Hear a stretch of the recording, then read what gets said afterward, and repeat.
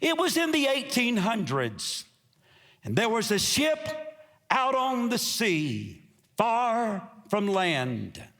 In fact, the ship was so far away from land that they couldn't even see it. That's how far out into the ocean they were. And they had run out of water. And the sailors hadn't had anything to drink for 3 days. So as a result, they were dehydrated and they were about to die because of lack of water. Now, you can go without food for 40 days, but you can only go without water for just a few days, and you will literally die, because approximately 2/3 of your body is made out of water. Suddenly, they sighted a friendly vessel, and hope rose up within them. And they knew they needed to seize the moment, because for days they hadn't seen any other ships. So they knew this was their only chance of survival.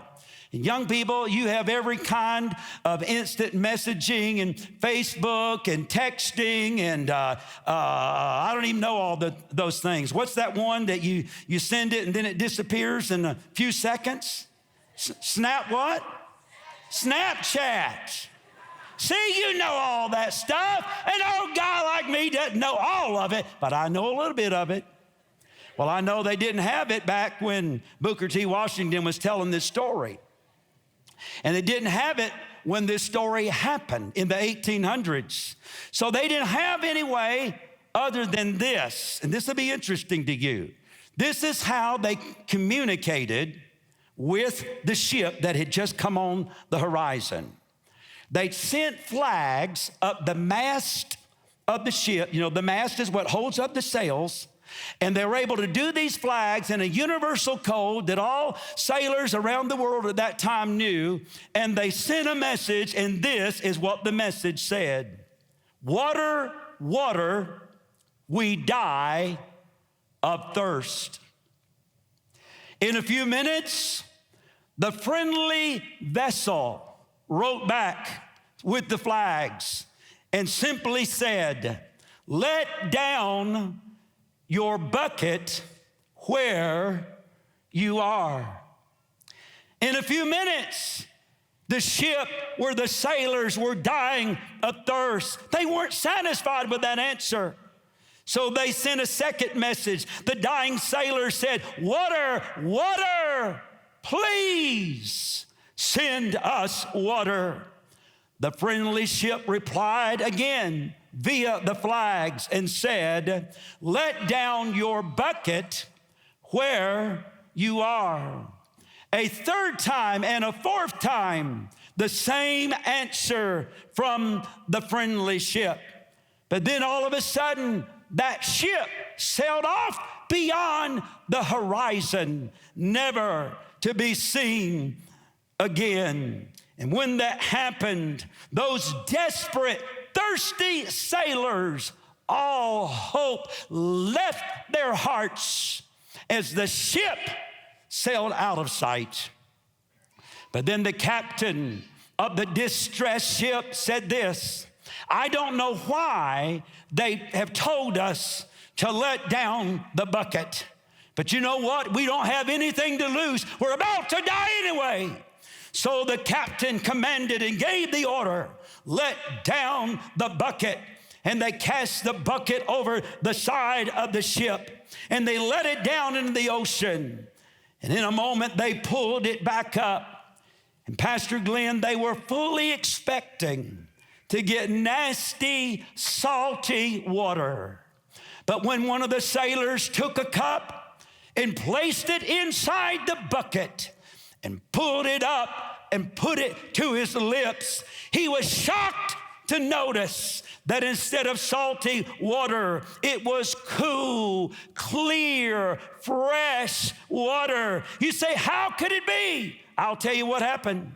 What they didn't know was right where they were, there was a vein of fresh water. Why? Because the biggest river in the world was sending out fresh water into the ocean. I've got a little thing I want to show you, a visual to help you see about that. So there's the Amazon River. That's the largest river in the world. And it's pushing its fresh water into the salt water. Now, not only is the Amazon River, this is important, not only is it the largest river in the world, it is the most powerful or mightiest river in the world. Pastor Art, you're going to love this. So as a result, as the Amazon flows into the ocean, there's so much current or power from the Amazon River that it is able to push down the heavier salt water for up to 200 miles. So 200 miles out into the ocean, fresh water is coming from the Amazon River. You know what that means, ladies and gentlemen? The whole time that those sailors were thirsty, the whole time those sailors were empty, the whole time those sailors thought they were dying, the whole time those sailors were suffering and having such terrible struggling with the situation, all they would have had to do was to take down their bucket, let their bucket down, and they could have had fresh water that would be life-giving water to save their lives. Oh my goodness, what an amazing story. I'm preaching to some people tonight in this church and to the other links and by way of television around the world through Daystar that you're bound and you can't get set free. But Psalms 46:4 says, there is a river. And that river, his name is Jesus. And he says, what you can't do, I can do. Just let down your bucket. I can set you free. I can deliver you from drugs. I can set you free from alcohol. I can turn your marriage around. I can restore your family. I can save your children. And I can heal your body. Just let down your bucket.